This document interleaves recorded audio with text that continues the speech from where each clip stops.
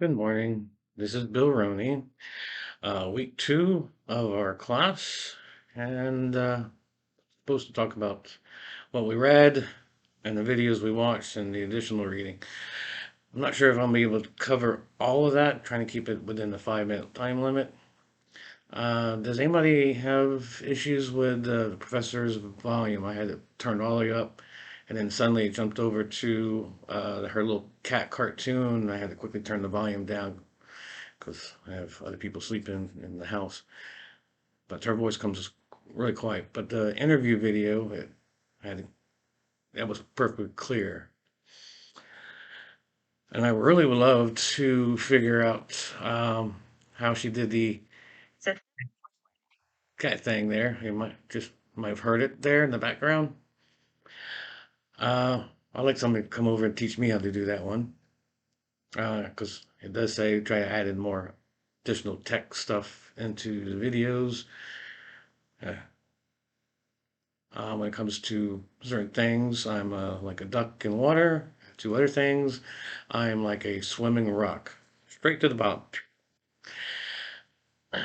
But then again, not everybody can be excellent in all subjects and manners. So that's why I liked it when I was teaching in Korea and China. When the areas I was strong as in, I helped the other teachers, and the areas that they were strong as in, they helped me. Like when it came to technology.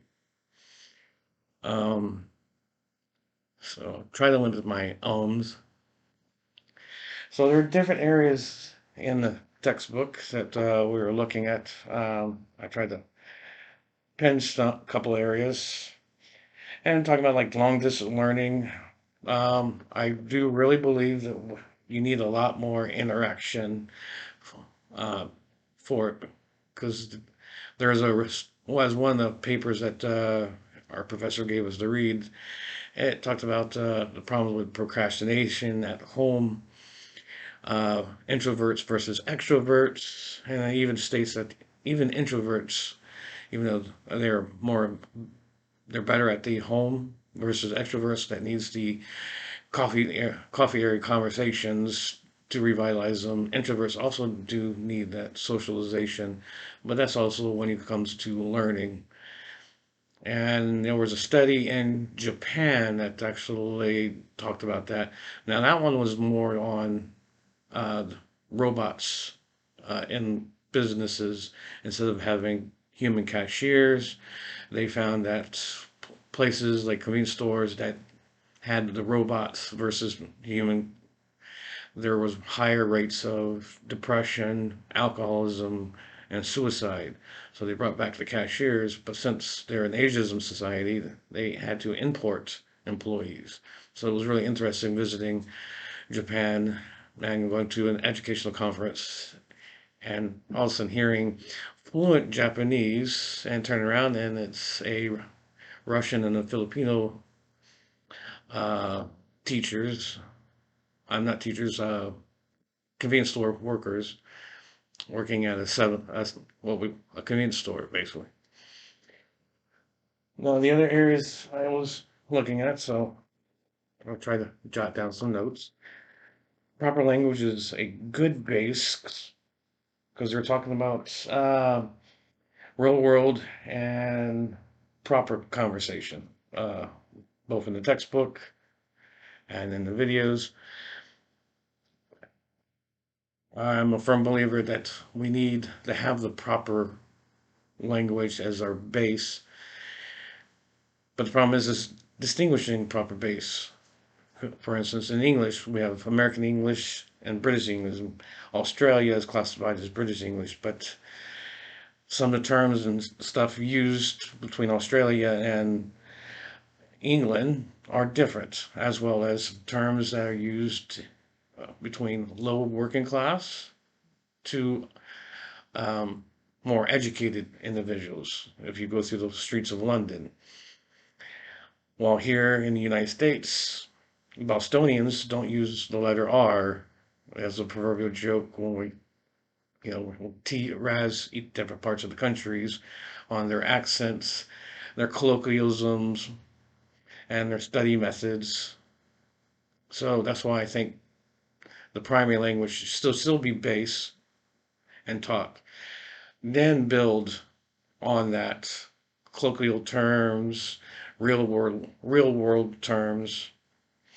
So like when I taught lessons in Korea and China and here in the United States, I had in the classroom the proper conversation. Good morning. How are you? I am fine. Thank you.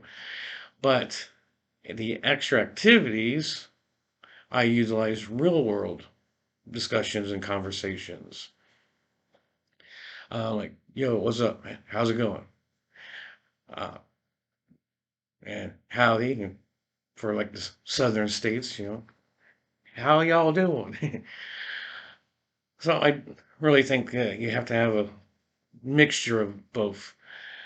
So some studies are trying to go one way, and other studies are going to the other way. I'm somewhere in the middle, where you need both the real proper education, teaching of a language, and then the real world discussion. In fact, I actually mentioned it to an individual that's learning Japanese, and I told him, once you get to Japan, quickly try to learn the local colloquialism that is spoken in that area, especially if you plan on being there for a long period of time. One example, if you look up in Pinyin, China, computer cafe has a proper term, but most people don't use that proper term. They use Huangba, flat tone. You have to be very careful because Mandarin is, they call it four tones, but it's actually five tone. The fifth tone is silent.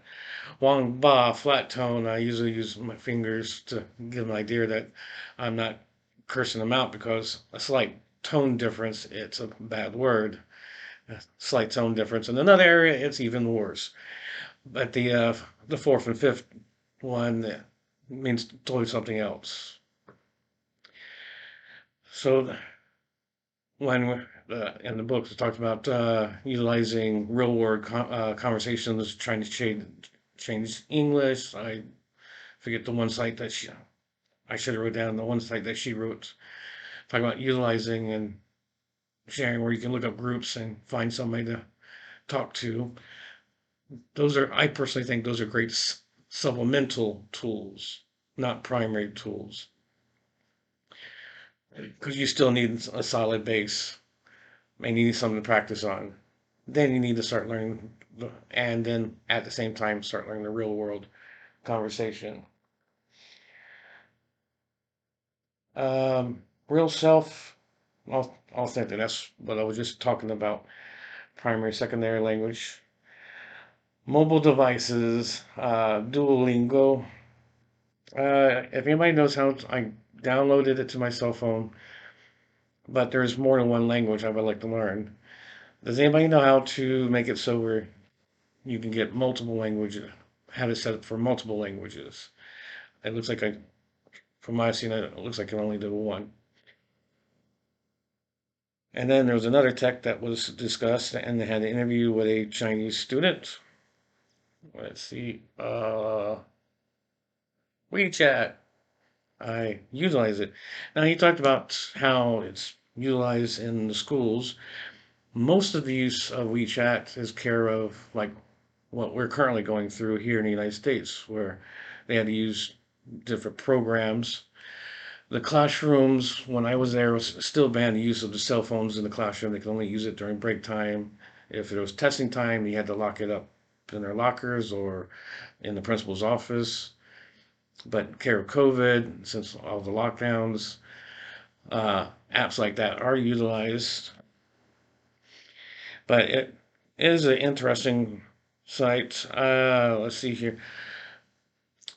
The top one and the second one are discussion groups. The top one is teaching English as a second language, where we have discussions. Uh, so I do use WeChat still, and I would say it's a little bit more, next to WhatsApp. I find it's kind of like YouTube, WhatsApp, and a couple other sites all put together and as a primary source. So If you were to visit China and find the people around you have two cell phones, there's a reason. One is their WeChat phone, and one's for making phone calls. So, proverbial joke is back in the day, if you didn't have a good watch, you couldn't get a good girlfriend. Then by I want to say 2015, it was forget about the watch. Do you have a WeChat? If you don't have a WeChat, forget dating in China. But some people use other apps, but that's become care of the lockdowns a much needed learning tool. All right, I have more to say, but I guess I did go over the 5 minutes. It's now almost 11 minutes. Hope to hear from your discussions and see what you've learned, and maybe hear some of your stuff that I missed and pick up and with your conversation learn it properly too. So good day.